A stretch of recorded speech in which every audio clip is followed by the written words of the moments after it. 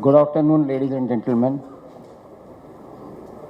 Uh, I think we started this Outlook conference by setting a vision for chemical industries to become 1 trillion industry, $1 trillion of business by 2040. I think if we start summing up all these things, there is one central point that what Indian industry requires is innovation and innovation. And who else is better than Dr. Pandit to guide us in this area? I think, I'll try to introduce Dr. Pandit, but I think many of us who are sitting over here, either we have been his students or we have been associated with him in terms of a lot of research work. Dr. Pandit is Vice Chancellor of ICT. And one more thing which I noticed from yesterday, that many of the industry leaders, entrepreneurs, when they were introduced, I found a commonality that many of them are from ICT. Okay. So probably I think ICT not only teaches chemical engineering, but probably it adds to leadership and entrepreneurship. So I think he has been on the forefront of innovation, and I think yesterday ICC has signed an MOU with ICT to create an industry academia collaboration to enhance innovation, particularly for MSMEs. He has been, of course, we as a company, we have been personally associated with ICT from a very long time. And I'm certain it's going to be a real guidance from him during this session. Okay. Doctor, please go ahead. Thank you, Mr. Dev. It's a pleasure to be here, and I think the theme as such has gone through multiple transformations. I think the initial theme which was given to me was where you can find an abundant supply for your feedstock and customers in the same location.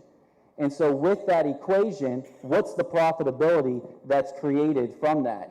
And so our organization, we do high-level research and reports to look at the unique economic opportunities, and we'll dive into a couple of those.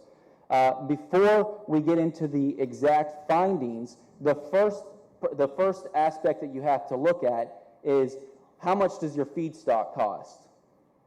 You know, we've heard some of the challenges yesterday, and the gentleman with BASF mentioned the high price of feedstock and energy availability. And when you look at this chart, you can see a unique picture and a unique opportunity begin to develop.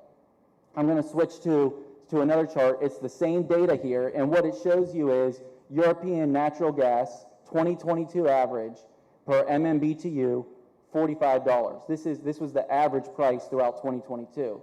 And we know that 2022 had its ups and downs and had a significant series of events. The pandemic coming to a close, Russia and Ukraine, other challenges that developed, but you see the high price and the vulnerability that was created with those challenges. Asian natural gas, $37 per MMBTU. Shale Crescent gas, $6 per MMBTU. A unique opportunity within the U.S. is this low-cost natural gas. It's affordable and it's abundant.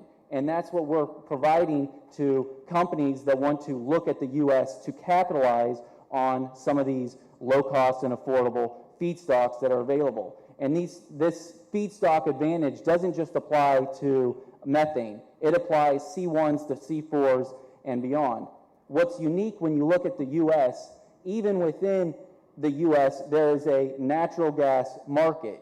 Whatever that standard natural gas market is, the Shale Crescent region is typically about $1 or 20 to 30% less what the price would be in Texas or the surrounding regions. And it again goes to that earlier chart where we showed the abundant supply.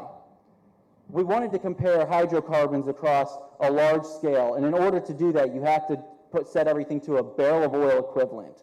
Okay, so how do we compare coal, oil, natural gas throughout the world? And when you see that, you develop some interesting conclusions that the low-cost hydrocarbon molecules in the world is in the Shale Crescent region.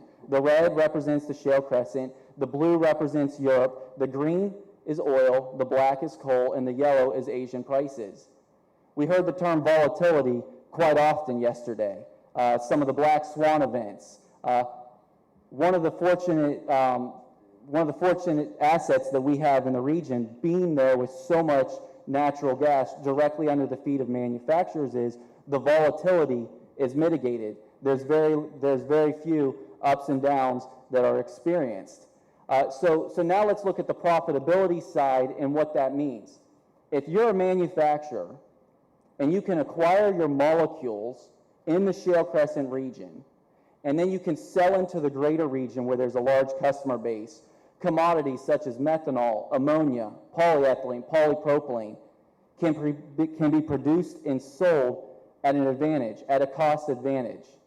That is just an analysis looking at some of these large commodity chemicals, but it also applies to the specialty chemicals and the derivative chemicals as well. Taking that a step farther and looking at a specific facility, what is the economic advantage that's created? So we ran some numbers and we said if there was a hypothetical cracker plant in the Shale Crescent region compared to one on the Gulf Coast, what would the findings be? It came back that it was 4 times the net present value earnings.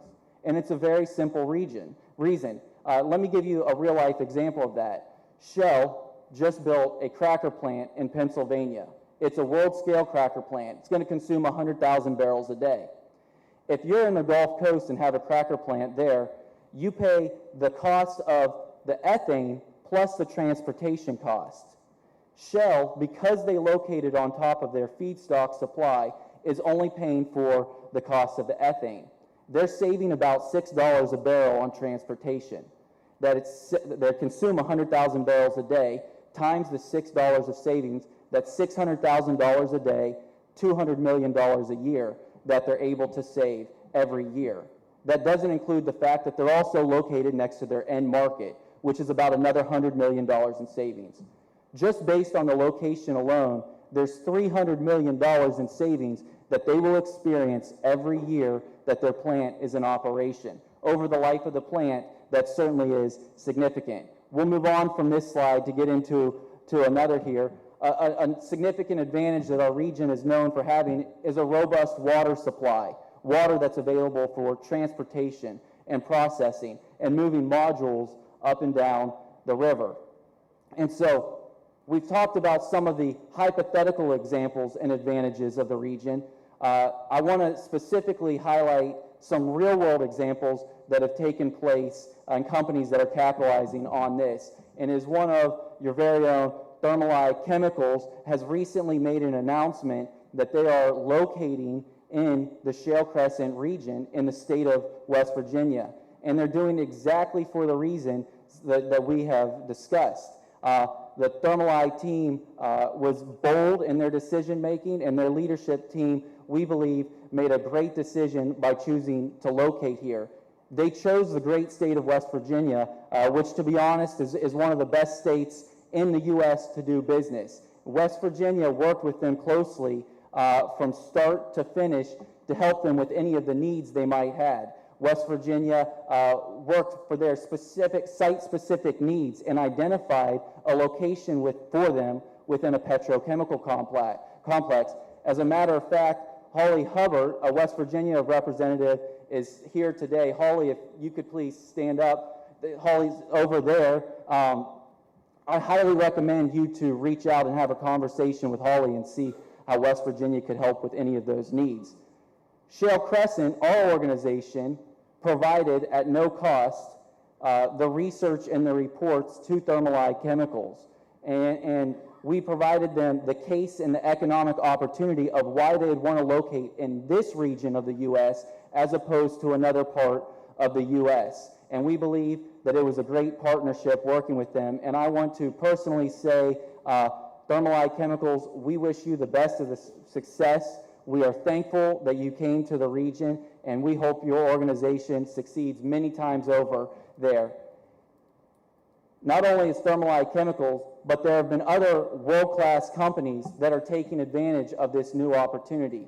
Many companies that you know, investing billions of dollars in this region for the very aspects that we have low-cost, abundant energy.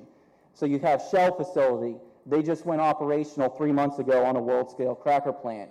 Nucor Steel investing billions of dollars in West Virginia because of the low-cost energy. Intel coming and spending $20 billion to build semiconductors. And you see the other companies along the bottom who have made announcements or growth aspects in the past 2 years, all for the reasons that are listed on the page. They know that they can get a secure and abundant supply of energy, shorter supply lines, and increased profitability, and reduced emissions. One thing that we very loosely touched on, or that we haven't touched on yet, is the reduced emissions aspect. The gentleman from Dow yesterday made a brilliant comment. He said, we need to try to cut back on molecular tourism.